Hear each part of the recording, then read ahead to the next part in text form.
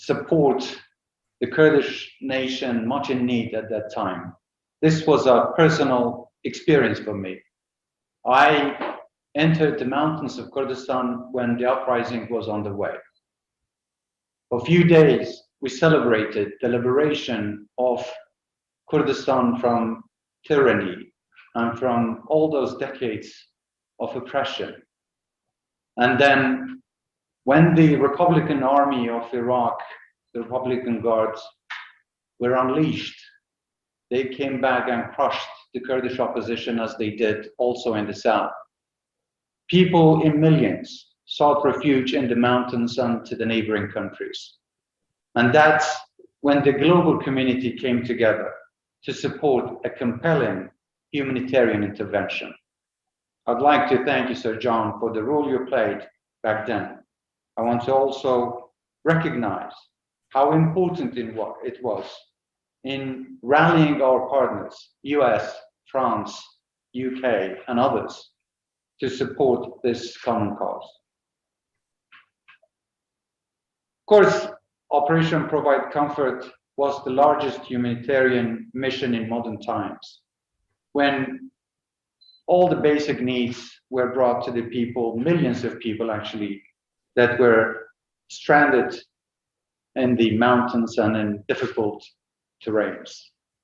The intervention set us on a course to shape our destiny and manage our affairs ever since. It's also laid the foundation for lasting partnership with the US, France, UK, and others. The Iraqi opposition, after the safe haven was created, came back here and they were operating here until in 2003 they participated partially in overthrowing the regime of Saddam at the time. We have remained true to our values, to the shared values with you. We've transformed from a persecuted minority in Iraq to an advocate for others fleeing violence and persecution from Iraq and Syria. Kurds, Arabs, Muslims, Christians, Yazidis. They now all see Kurdistan as a second home. They see Kurdistan as a safe haven for themselves to be protected.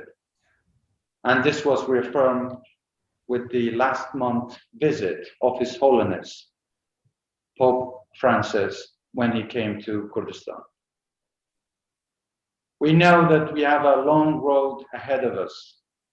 We've been trying everything we can to build a thriving society for Kurdistan, for Kurdistani people, and for all those who see Kurdistan as a safe haven for themselves, even until today.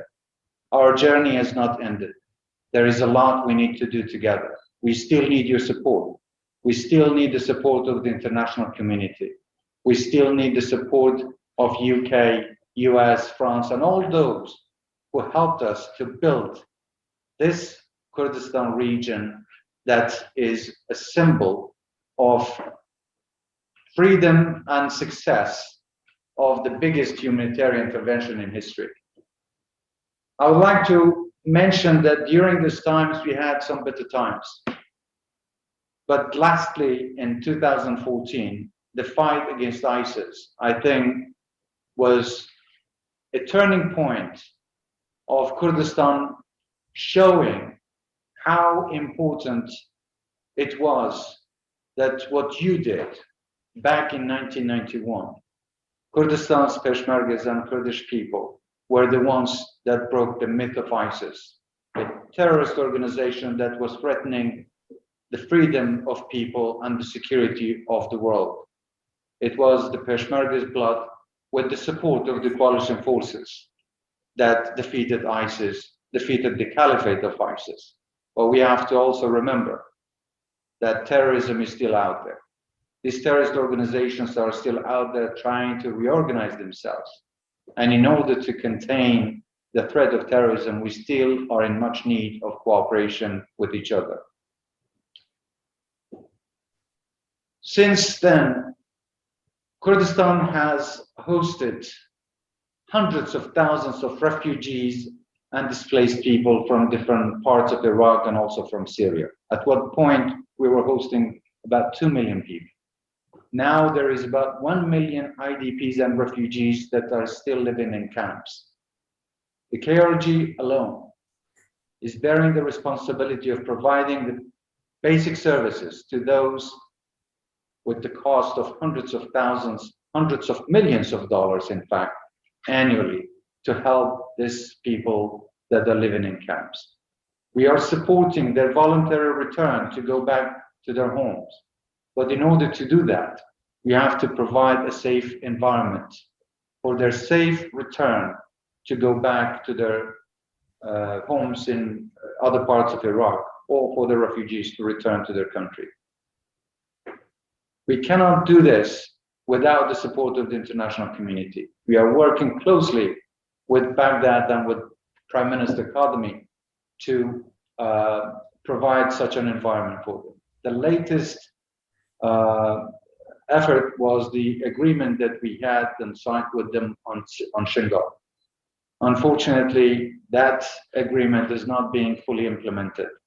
So we are hoping that the Iraqi government comes forward and will provide such a safe environment for the return of all of these IDPs to go back to where they belong.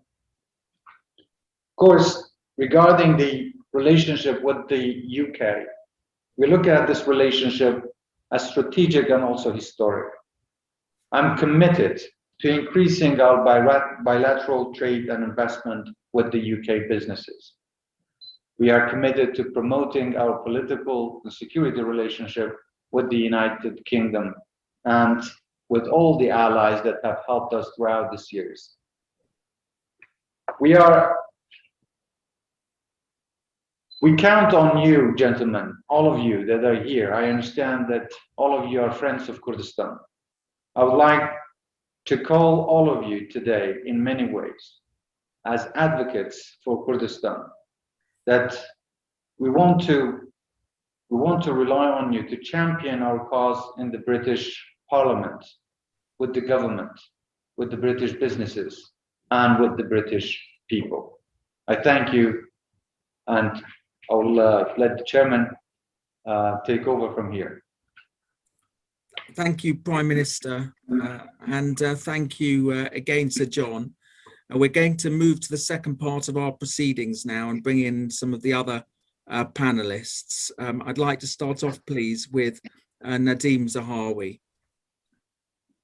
Thank you very much, Robert Halfon, and Prime Minister Barzani, Sir John Major. It is a privilege to be with you today, and I wouldn't have missed it for the world.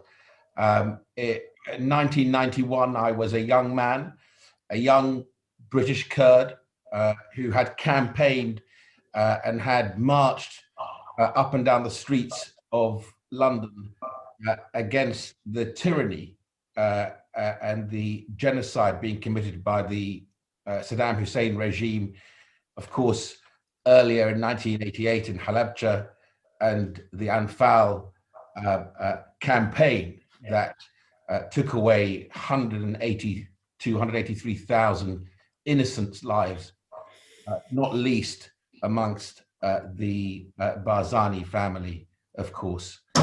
I will never forget those scenes in the mountains after Saddam's army had been pushed back from Kuwait, and of course the Kurdish people had risen up for their rights, but were being attacked by that tyrannical dictator.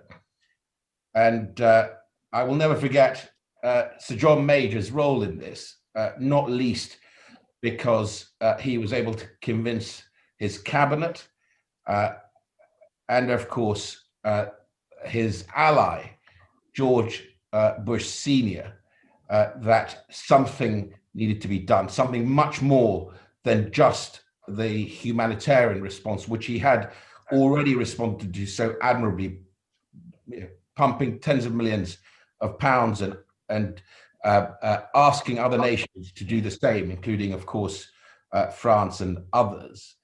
but needed to go even further than that.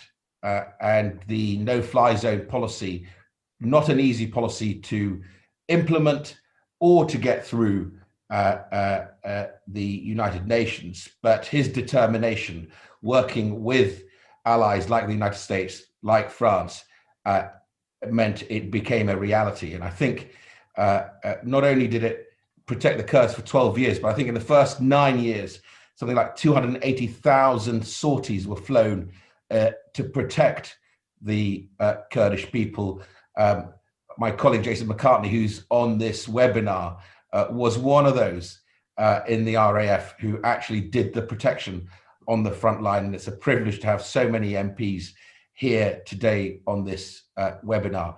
Prime Minister Barzani, I know the Kurdish people have, since those early days, have continued to rely upon themselves to build that democracy, that tolerant society that welcomes people of all religions and none to the land of the Kurds. And you have followed in your father's footsteps, who I recall when we landed in 1992, welcomed us in a snowy mountains of Kurdistan, with many people who are on this webinar, so that we could see for ourselves how the safe haven was working, but also how that money was being administered through the United Nations and other organizations to help the Kurdish people. And of course, since then, the Kurdish people have been enduring further hardship and challenges, not least with the murderous ISIS attacking the Kurds, and actually the Kurds being the front line, not just for Iraq and protecting their own lands, but also for the rest of us, the rest of the world as well. And I know now you are also enduring the challenges of the COVID pandemic, and I'm really pleased as the COVID vaccination minister in the United Kingdom that the Oxford AstraZeneca vaccine has arrived in Kurdistan and in Iraq, and that you are beginning to vaccinate and protect the most vulnerable against COVID. And I absolutely stand with you in that challenge. And I'm sure you will come out of the other side and protect your people, as we are doing in the United Kingdom. But we're here today to celebrate Sir John Major and his extraordinary decision to protect a nation. I think we all on this call who are members of Parliament go into politics because we want to make a difference. But very few of us come out of politics being able to claim that a policy that we championed, that we implemented, actually protected a nation, protected a people. And Sir John can make that claim proudly, which is why, as I say, I wouldn't have missed this webinar for the world to be able to celebrate his name on a major street in Erbil for future generations, for future Kurds, to be able to remember his contribution and the United Kingdom's contribution and friendship to Kurdistan. And of course, sometimes they will ask the question, when we are all long gone, who is John Major? And I hope their parents and grandparents will be able to tell them what John Major did for the Kurdish people. I congratulate you, sir. I salute you. And I'm absolutely in awe of everything you have done for my people, the Kurdish people. Thank you very much indeed. Thank you, Nadeem. And I was very proud to travel with you, first of all, to Kurdistan a few years ago together with you. And I think your feelings are heartfelt amongst all of us. I'm going to pass over now to Gary Kent, who is Secretary of the All Parliamentary Party on Kurdistan, and is going to give us a little bit of the history. Thanks very much, Rob. I wanted to start with Seamus Heaney, the great Irish poet, who wrote, "History says, don't hope on this side of the grave, but then once in a lifetime, the longed for tidal wave of justice rises up and make hope and history rhyme. That opportunity for Kurdistanis came in 1991. Discrimination and genocide appeared eternal until Saddam stupidly invaded Kuwait. The frantic weeks between his defeat and Sir John Major's safe haven saved the Kurds and decency in foreign policy. The other key heroes are, first and foremost, the Kurdistani people and their brave rebellion. Astute leaders such as Nadim Zahawi, who we've just heard, and Kak Safin Desai, who will speak later. Horrified public opinion, those who sent aid, MPs of all parties, and I'd like to give a special mention to Labour's Anne Clwyd, who spent 5 days in the mountains and was a powerful witness. And service personnel, Jason and Tom are here. I've taken quite a few MPs to Kurdistan over the last 15 years, and one of them, the Deputy Speaker of the UK Parliament, Rosie Winterton, is at this rally too, and I'm very pleased to see her and others here. But the thing is, back in 91, Saddam cynically counted on mere warm words and wishes from the wider world. At that time, I looked it up, number one in the charts was "Should I Stay or Should I Go" by The Clash. It was also a political dilemma. The normal position would be to say this is an internal Iraqi matter. It would have proved that the Kurds have no friends but the mountains, and that the UK, in the words of Palmerston, only has eternal interests rather than allies. I'm very pleased to say that Sir John Major rejected that realpolitik, and his moral pragmatism saved the Kurds, who built a safe haven for religious groups, refugees and displaced people, as we've heard. The safe haven gave Kurdistan the freedom to build freedom, to paraphrase another Irish figure, Michael Collins. Kurdistan used freedom to build a parliament and expand universities. After the liberation of Iraq, it built a modern energy sector and boosted living standards. But life doesn't stand still. Our bilateral relationship can help build, for instance, better universities whose research and innovation can encourage enterprise, create jobs, and diversify the economy after COVID and as carbons fade. I also hope that Kurdistan can build a film sector so we can hear the stories, their stories, of the past, the present, and the future. We're not today merely marking history, but seeking to make it. But bravo to Sir John and all those who saved Kurdistan. We have much more to do, but as they say in Kurdistan, Barbroin, let's get on with it. And thank you very much. Thank you, Gary. I'm going to pass over to my friend Jason McCartney, who, as Nadim Zahawi, flew in the RAF at the time. So, Jason. Rob, good morning. Sir John, Prime Minister of the KRG, and can I also give a warm welcome as well to Nadim Zahawi, who's our Vaccines Minister. A particularly busy time for him this week, so for him to give up some of his incredibly busy time just shows the importance of this webinar. Minister, thank you for joining us, and honoured guests as well. Look, back in 1995, I was a young Royal Air Force officer. I actually wasn't a pilot myself, but I was based in headquarters in Incirlik on Operation Warden, which was one of the follow-ups from Operation Provide Comfort. So I was there in headquarters where we actually operated the no-fly zone from there. But I was very fortunate to actually fly into Iraq via Diyarbakir.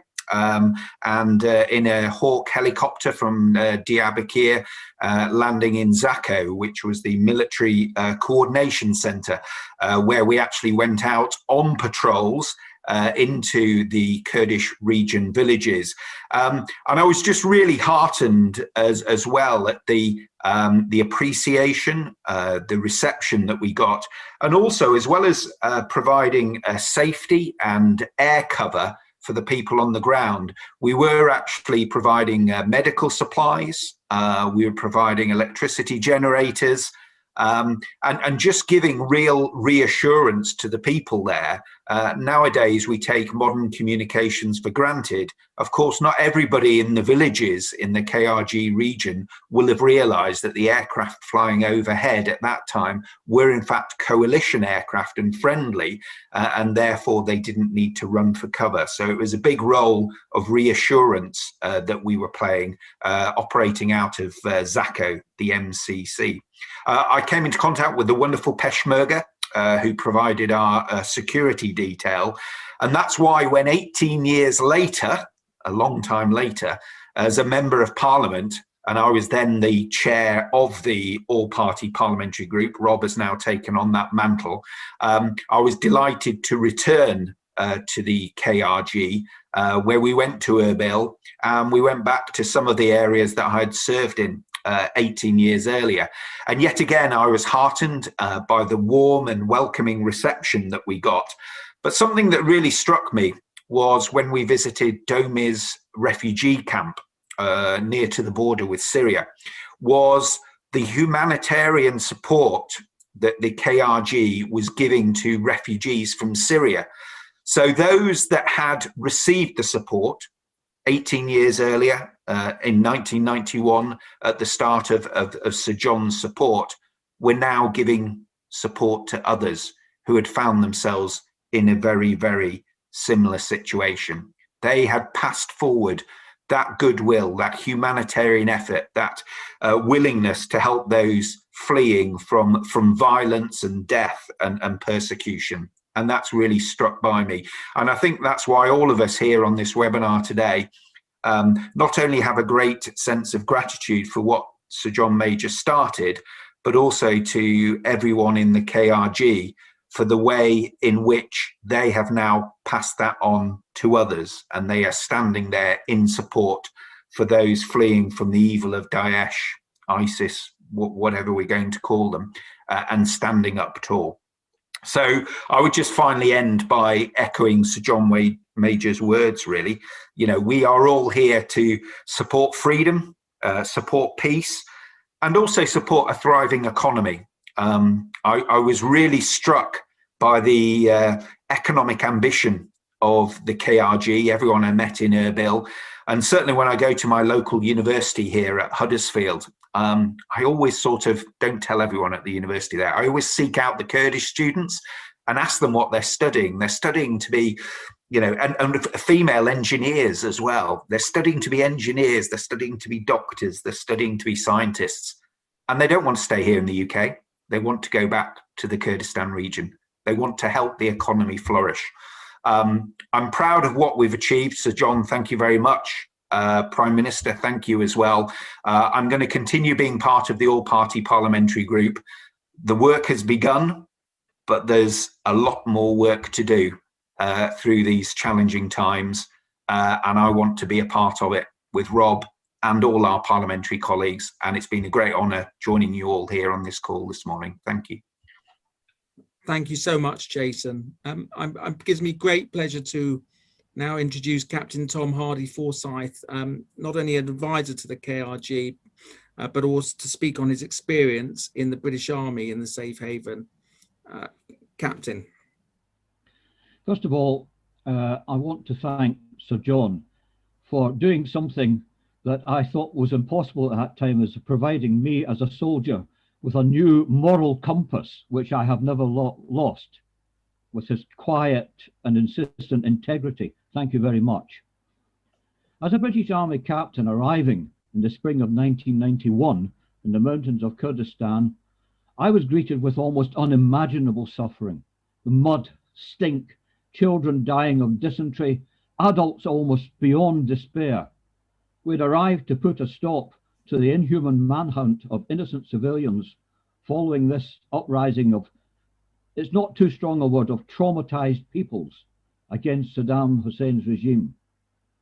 Having initially called for regime change, not only did the Allies not initially support it, but we foolishly gave Saddam the means to continue it by allowing his helicopter gunships to continue to fly, in inverted commas, for internal security purposes, actually just handing him another license to kill civilians en masse.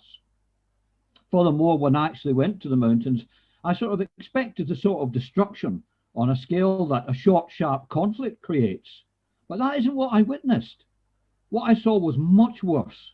What I kept hearing everywhere from ordinary people in the mountains, terrified out of their lives to return back, was Anfal, Anfal, Anfal. The name, as we all know, of the genocide campaign against the Kurdish people. As I travelled around, I saw village after village that couldn't have been destroyed in just 5 minutes or even just a year. And when I say destroyed, I mean meticulously and with heartless industrial efficiency, which all had to be rebuilt again by the KRG. So despite the suffering that people were enduring in the mountains, there was a completely understandable reluctance to come back down. Actually, not just reluctance, absolute terror. And I have to be honest with this, because up till then, they were used to casual betrayal by the West over many years. We can't hide from that. These people had a shrewd historic insight. If they went into organized camps and were disarmed in the usual way, they could again be sitting ducks for Saddam, no matter what we promised them, because that had been their experience up until then. And shockingly, and again, Sir John was very important here, they were almost right again, because just as they were coming down off the mountains at the end of spring in May, having given our promises of protection, I was at a staff meeting at military headquarters in Zako. We were briefed by our American commander-in-chief of the Operation Provide Comfort that all Allied military forces were to be replaced by a laughable United Nations Guard contingent of Iraq. Fortunately, for once, this was too much for some officials and the British public to swallow, and for Sir John. That wasn't going to happen. It wasn't going to be business again. And as a result of all of this, of course, the Allies agreed to mount Operation Poised Hammer, providing fast reaction forces if Saddam did renege and try to continue his dreadful plans. That's something a lot of people don't know about Sir John, that he made sure that that wouldn't be repeated again. Well, 30 years have now passed, and a great deal has happened. Some good, some not so good, and frankly, some downright evil, like ISIS. But the one thing that has moved me powerfully has been that when it came to the necessity to rescue, house, and protect tens of thousands of other refugees from other places, from ISIS and other dreadful forces, the Kurdish people, maybe as a result of their experience, but just as a result of their normal generosity, never hesitated or stinted in their response to help these people. A tremendous cost and sacrifice, not just in money, but in the people themselves. For this and other reasons, I'm determined personally to keep my own promise that I made in the mountains 30 years ago to the Kurdish people, never to abandon them. I think I, like a lot of the people around here in this webinar, still have unfinished business. Thank you. Thank you, Captain Tom Hardy-Forsyth, for that. It gives me great pleasure now to introduce Safin Desai, the KRG foreign minister, but also who was an activist at the time in the United Kingdom, a Kurdish activist. Welcome, Foreign Minister. And thank you very much. It's a great pleasure to be here. First, I would like to thank APPG and KRG representation in UK for arranging this webinar, thanking His Excellency Prime Minister Masroor Barzani for accepting this invitation, and also, of course, John Major for being here, and all of the colleagues.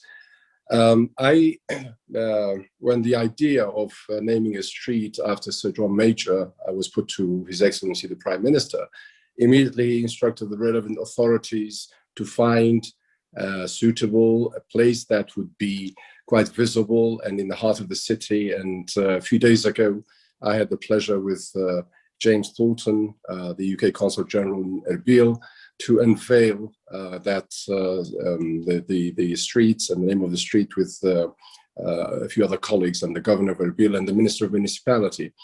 I think the Prime Minister has very eloquently spoke about the past, the present, and the hope for future. And indeed, Sir John Major touched upon that too. Hope for future. I would like to share very briefly my own experience at the time when Minister Zahawi mentioned for people like us who were living in exile in UK. Of course, at that time, the Kurdish issue was very much confined to very few news items, particularly during Halabja in 1988. But when the exodus occurred, and that as a result of the uprising, popular uprising of 1991, after the Iraqi army was evicted from Kuwait, the army, of course, was not strong enough to confront the might of 36 nations. However, it was strong enough to fight its own people in the most terrible and committing heinous crimes of suppressing the Shiite uprising in the south and then turning to the Kurds in the north. Now, of course, the Kurds, remembering Halabja, they did not want to wait until the army arrives on their doorsteps, because they very well remembered Halabja and Anfal. This is why they fled to the mountains. And because of the policy of destruction that had occurred earlier years, there were no settlements between the cities and the mountains. So the more the people fled, they had no place to take refuge. That's why they were stranded on the mountains along the border with Turkey and Iran. And of course, the moving pictures passed on to international TV stations at that time by various journalists, which is highly appreciated. I think that was one of the main ways that to make the international community aware and the leaders to move.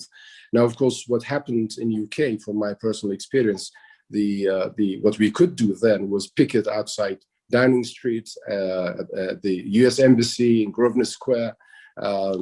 People like Minister Zahawi and many others, including former Minister, Iraqi Foreign Minister Hoshyar Zebari, the current Iraqi President Barham Saleh, and many others. So we were trying to promote, we were trying to get people awareness of this. And I think the pictures were moving enough for people to see it on their screens. And I remember old age pensions were actually donating their savings to some of the charitable organizations who were collecting food items and other needs for the refugees.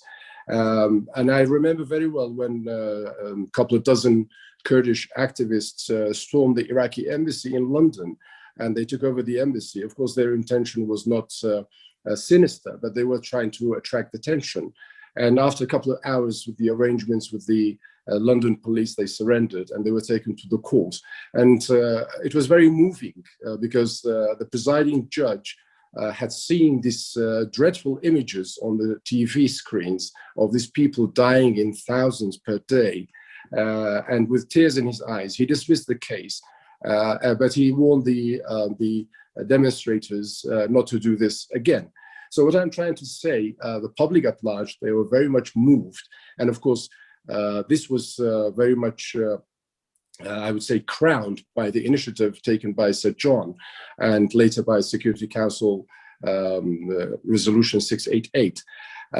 Luckily, we were able to have this safe haven, which was later expanded from Zaho to Ahmediyya and then covering all of Kurdistan. One thing which I recall again was one of the filmmakers from UK, Gwyn Roberts, who had produced a documentary film called A Dream Betrayed. He was in Kurdistan during the jubilant days of the uprising, and then he also witnessed the exodus. So immediately he came back to UK. I think he was the first one to bring back those images. And he immediately called myself and a few other colleagues to help him to translate the footages. There were tens of hours of filming. So we helped him. And we were, at one time, we were watching the jubilant days of people, including many people I knew. My immediate family also were in the picture. On the other, next door, there was the screen having the images of the stranded people. And we didn't know what was going on and whether our own family members are amongst those fleeing. So it was quite a moving image. But nevertheless, these images moved international conscience. And I think what we have been able to build 30 years on, despite the shortcomings, despite the loopholes, despite the certain problems that we endure, but I think we have not let our friends down. But I must say the story doesn't end here. We should be looking forward to the future. And the fact that we have been able to build a country with a free democratic election and not being an independent entity, yet we have been able to be an important player in the regional politics and to a degree on international politics. So we would like to keep it that way, and we want to even develop it further. That can only happen with the support of our friends that have come to our help in the past. Sir John Major, United States, France, Germany, European friends, neighboring countries who also opened their doors to our refugees. Lastly, I would like to express our appreciation for what has been done, and we're looking forward to our future cooperation and to try to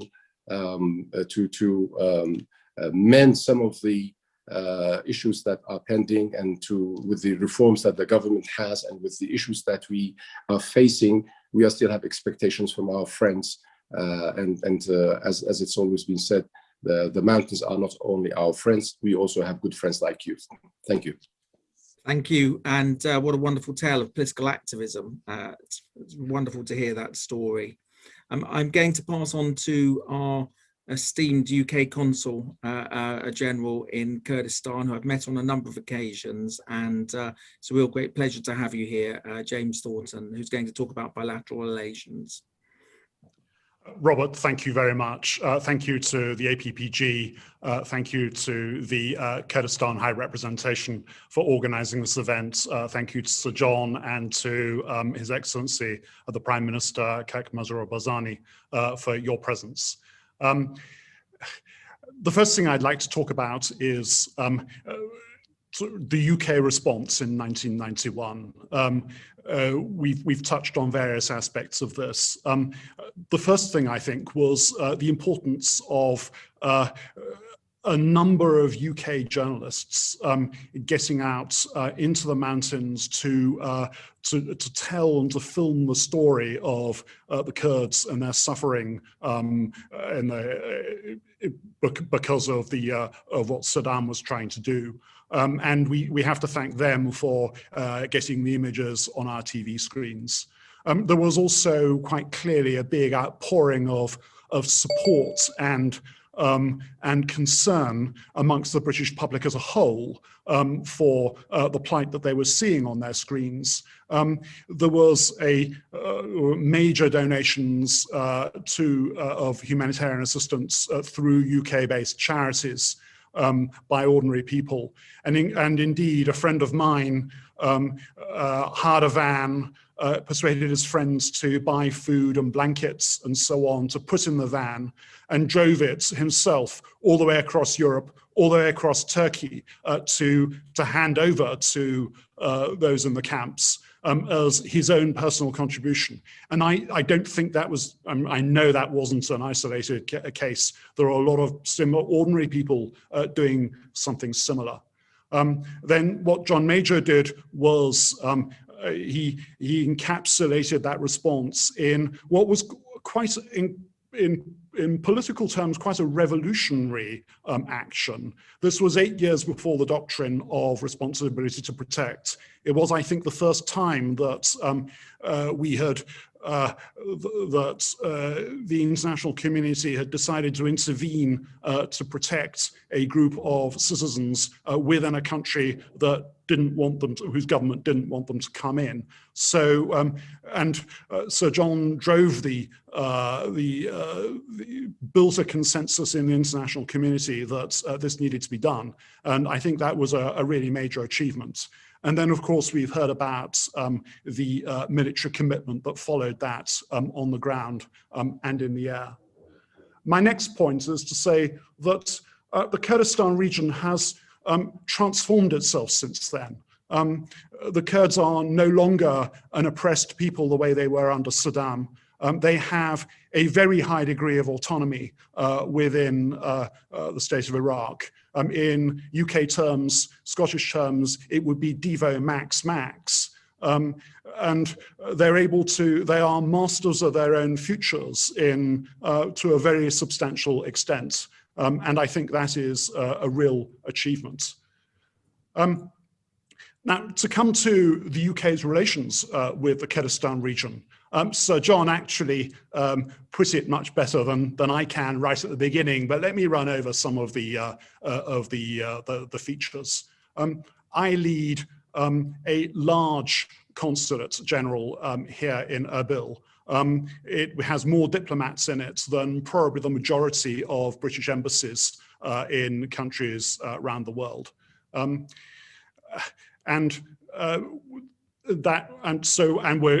We're correspondingly active.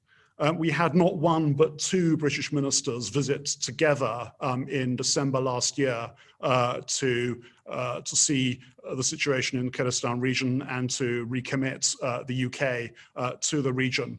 So there was James Cleverly from the Foreign Commonwealth and Development Office and James Heapy from the Ministry of Defence. Sir John talks about shared values and common interests, and that's absolutely right. We've got a major common interest in defeating Daesh, which is unfortunately not defeated. And so security cooperation is a large part of what we do here in the region. We have sought to give as much support as we can to the Kurdistan regional government in its dealings with the government in Baghdad. Congratulations to the Kurdish government on the successful budget deal that they struck only last week. We were lobbying for that in Baghdad on a pretty constant basis through our embassy there. We need to move on from there. Now that's sorted out to sort out issues of security cooperation between the region and the national government. We want to see to find political solutions to problems such as those in Sinjar to enable the Yazidis who fled from Sinjar to be able to go home, and we're focused on that. And we want to see more broadly and in the longer term, a full implementation of the provisions of the Iraqi constitution as regards the KRI and the disputed territories. We have, since 2014, given approaching £300 million worth of humanitarian assistance in Iraq. And a substantial proportion of that has gone to the Kurdistan region because the Kurdistan region has been so generous in hosting displaced people as a result of the Daesh atrocities. And with it, but more specifically within the region, as I said, we have strong security cooperation. We're working within the Ministry of Peshmerga Affairs, supporting them to effect reform and modernization of the Kurdish armed forces, the Peshmerga. We are now sending a steady stream of the Peshmerga's best cadets, officer cadets, to Sandhurst. And indeed, the first female cadet graduated from Sandhurst a couple of weeks ago. Another is due to graduate, and a male cadet graduates next week, and another female goes very shortly. We're doing the updating of the military curriculum in military and staff colleges in the region. We have support to the Kurdish judiciary. We send every year 8 or 10 of the brightest and the best of the younger generation to finish their studies in the UK in the hope that they will come back and become leaders of the future in the Kurdistan region. That's through our Achieving Scholarships scheme. And the consulate is very committed to promoting the empowerment of women across the region. We want to see economic reform, economic transformation within the region, and we want the region to benefit fully from the Iraq Reform, Recovery and Reconstruction Fund, World Bank Fund, to which we were the first donor. We also want the region to be a true beacon of human rights, as it already is in so many ways, including on religious freedom. But the relationship between the UK and the Kurdistan region isn't just government to government. A lot of civil society interest in the UK, in the region. There's the APPG, of course, in Parliament. There are British-based NGOs and charities that do work here. We have academic links. The British Museum and universities conduct archaeological excavations here. And of course, there's a large Kurdish diaspora in the UK, which shows a lot of interest in the Kurdistan region. And I'm keen that we should harness all of these to strengthen the bonds that exist between the United Kingdom and the Kurdistan region. In conclusion, it's a fantastic honor for me to serve here as the British Consul General. I love working here. The Kurds are wonderful people. And we were friends of the Kurds in 1991. I think we've shown that. We remain friends of the Kurds, and we will continue to be friends of the Kurds and the Kurdistan region of Iraq for a very long time to come. Thank you. Thank you so much, James, for that. It's really important. I'm now going to pass on to our distinguished Kurdistan representative in the UK, Karwan, please. Thank you, Rob. Mr. Chairman, Your Excellency Prime Minister, Sir John Major, dear colleagues, today is a historic day for the United Kingdom's history and Kurdish nation's history. Therefore, it is worthwhile celebrating together and being proud of shared achievement. 30 years ago today, it was proven that humans are living in an integrated and connected world, no longer where the oppressed people left to their own limited resources and determination to resist and defy challenges to their very existence.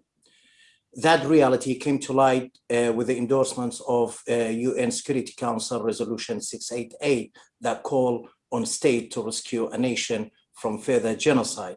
This resolution was endorsed and implemented through Sir John Major's bold initiative in Iraqi Kurdistan that advocated for safe haven, saved the whole nation from further genocide. That decision in realpolitik is called a game changer.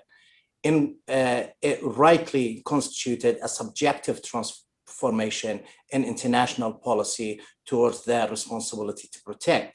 I'm pleased that British government's recent comprehensive review will create a conflict prevention center that would make the UK respond more effectively and use all its resources to meet its diplomatic goal.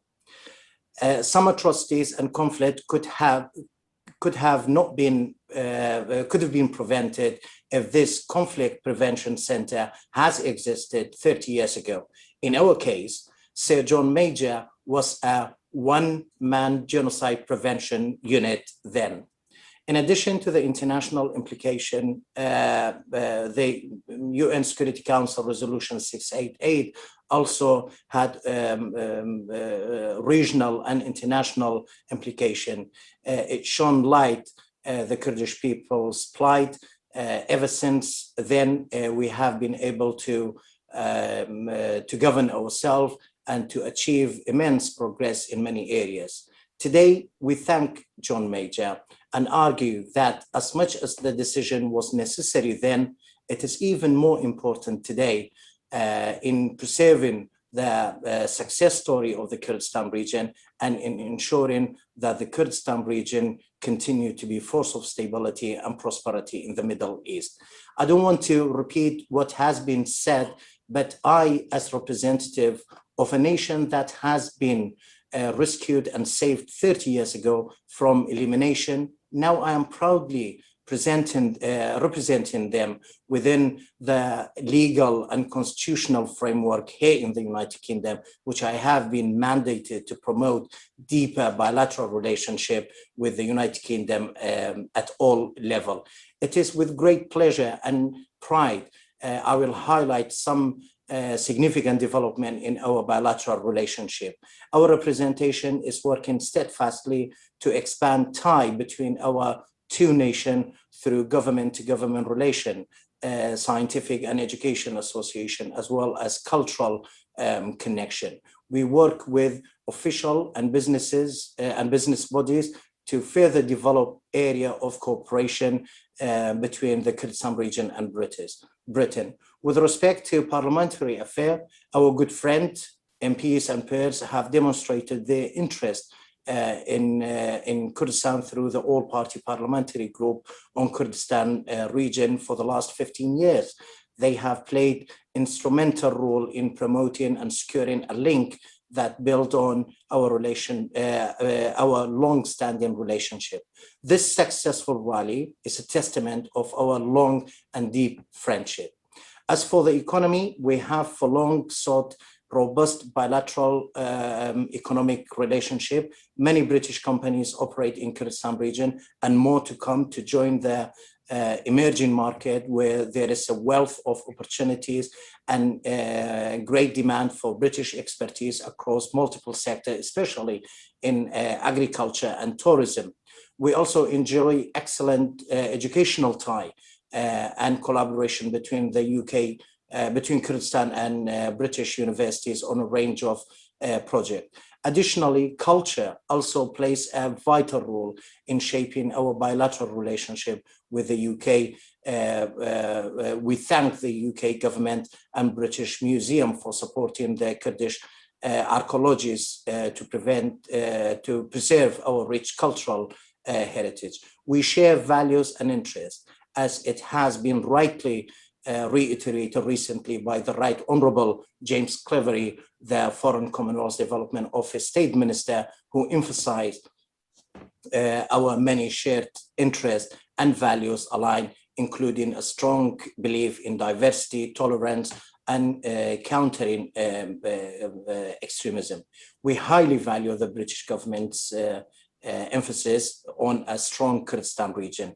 The Kurdistan region is grateful for this long-standing partnership with the UK. Many milestones has been achieved, and we hope that through continuation and amelioration of this relationship, we can better serve our mutual interest in promoting peace and stability in the wide region. Indeed, I would like to take this opportunity to expand my profound gratitude to the British public opinion then and now, which has become even more supportive. Thanks also to the British journalists, photographers and reporters that brought to light the plight of the Kurdish people worldwide. I also would like to acknowledge the role of the Kurdish diaspora in the UK, as everyone alluded to it, as a very active community within the British multicultural society, who have played their role in swaying public opinion. In the end, I would like to salute the victims that dedicated their life and fallen in the freezing mountain 30 years ago during Kurdish exodus. Thanks to all who have helped us and supported us to become what we are now. And my particular thanks to APPG, yourself, and all colleagues, and our good friend that have been a driven force in supporting Kurdistan and strengthening our bilateral relationship on many fronts. Thank you, and back to you, Rob. Thank you, Karwan, for all you do to promote Kurdistan in the United Kingdom. I think, I hope if the Prime Minister doesn't mind me saying, we're very lucky, your country's very lucky to have you here representing Kurdistan in the way that you do. We've heard from eyewitnesses how a good people was saved from Saddam Hussein in a few hectic weeks in March and April 1991. It brought out the best in all of us. And most importantly, it saved Kurdistan, without which the Middle East and the world would be bleaker and more dangerous today. If Sir John Major hadn't acted, thousands of Kurdistanis would have faced further genocide, and the Kurdistan region would not exist in its modern form. What would have been the fate of nearly 2 million people who fled from Syria and Mosul without the KRG? What would Iraq look like without the positive role that Kurdistan plays? The APBG has taken me and my colleagues there several times, and opinion formers and many others. We can see the achievements that the KRG have made in very difficult conditions and its flaws, the need for continuing reform and its potential. We've a full agenda for building a bigger and better bilateral relationship with the Kurdistan region for our mutual benefit. We want more British investors and institutions to invest in Kurdistan, and we ask that the government sends a trade mission there after COVID. We can do so much to help improve higher education, increase the mental health resilience of its people, expand its agriculture, not least the pomegranates from Halabja, and much more. I can promise you that we will return to Kurdistan as soon as it is possible. I also pledge that we'll do all we can as an APBG to foster friendship between our peoples. None of this would be possible without Sir John Major and Tony Blair, and we should be very proud of what the UK and the Kurds are doing together. And just to make the final concluding remarks, it gives me great pleasure to pass over to my colleague Alicia Kearns, who served in Iraq as an FCO official. Alicia. Your Excellencies and all my colleagues and speakers today.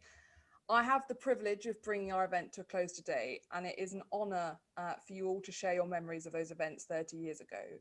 Because 30 years ago, under Sir John Major's leadership, the UK refused to sit by in silence, and we refused to let the Kurdish people be silenced.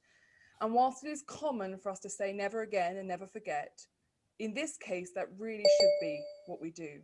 Because the actions of 30 years ago should serve as a memory that when we act according to our values, and when we refuse to sit by, and when the international community is united in its efforts and certain of its ends, we can save lives. And by recognising our responsibilities to the Kurdish people, we save tens, if not hundreds of thousands of lives.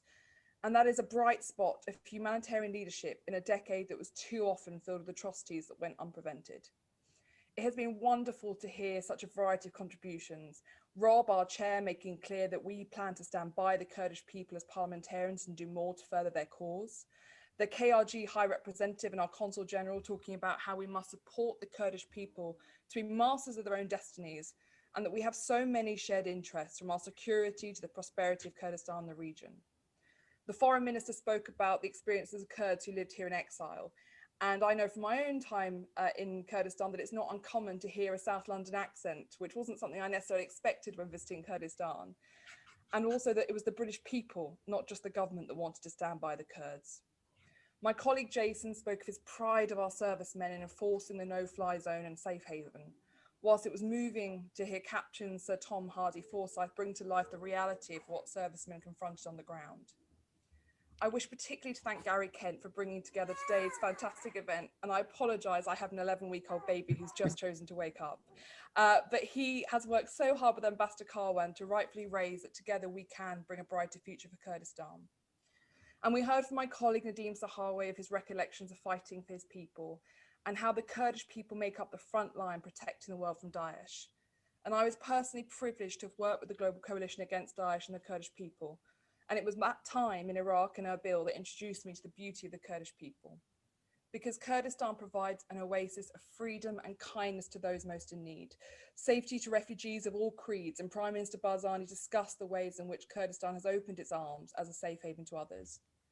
But finally, Sir John rightfully spoke at the start about the beauty of Kurdistan, and of Kurdistan in springtime and the responsibilities we have to stand by our friends and allies. And he is right to do so. Because too often when we speak of our Kurdish friends and allies, it's to speak of atrocities, of memories that will never be, and of conflict and facing threats as brothers and sisters in arms. And we all know there is more to be done to stand by our Kurdish allies and protect them from those who still seek to silence them.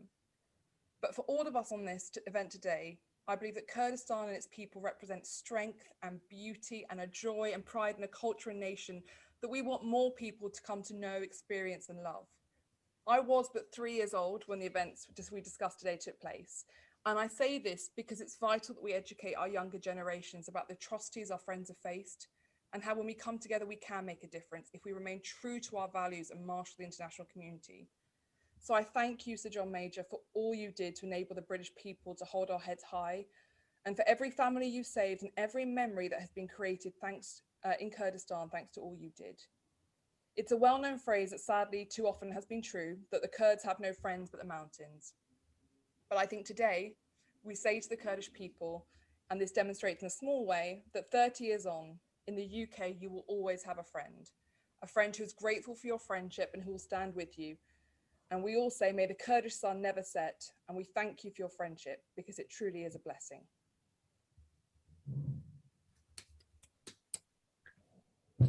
Thank you, everybody. Thank you, Alicia. I think you spoke for all of us. And with that, we bring proceedings to a close. Thank you to our distinguished guests, particularly Sir John Major and Prime Minister. It's been an honour to have both of you at our seminar, and we wish you all well. Thank you, Chairman. If I may just say a couple more words as we are concluding this webinar. Once again, I thank you for all your contributions in the past and for your continuous relationship in the future. I just wanted to mention a couple more points. I was told by our Minister of Health that we are in talks with the AstraZeneca to get some of the vaccine. So I wanted to mention this to Minister Zahawi. And since we are doing this through a video conference, I just remembered something that back then, many of you told your stories. And as I said, it was a personal experience for me, and literally just 6-7 kilometers from where I stand today, when all the civilians were fleeing and the Iraqi army was chasing the civilians. There was a Kore Valley just not far from here, like I said, 6-7 kilometers from here. They were stopped by some Peshmergas who resisted and fought back. The next day, there was another journalist that I would like to remember today and mention him because he played a key role, and he was Jim Miller. He was with us, and unfortunately, because we didn't have any ways of communicating, he had to use some military radio to communicate back with London. And he was the one that actually brought the news to us that Sir John Major, the back Prime Minister, had this proposal of creating a safe haven, whether the Kurds would accept that or not. And I remember very well that my father was actually very happy to hear the idea and immediately said, yes, we are all for it. So I just wanted to mention that. And Sir John, I wanted to mention about the street that is named after you, but since you mentioned it, I didn't know that you had heard about it. But since you mentioned it, I just wanted to say this, that you live in our hearts. You live in the hearts of the Kurdish people who know you, who lived through those times. But this street is just a gesture of appreciation, especially for the newer generation, to know who you are. Once again, thank you, Sir John, and thank you, all of you, for all you've done. And we are looking forward to working even closer with all of you in the future to create a better Kurdistan and a more stable region. Thank you again. Thank you. Thank you. Goodbye, everybody, and thank you again for today's webinar. It was a very special occasion for all of us. Thank you so much. Thank you, Robert. Bye-bye, everyone. Bye-bye.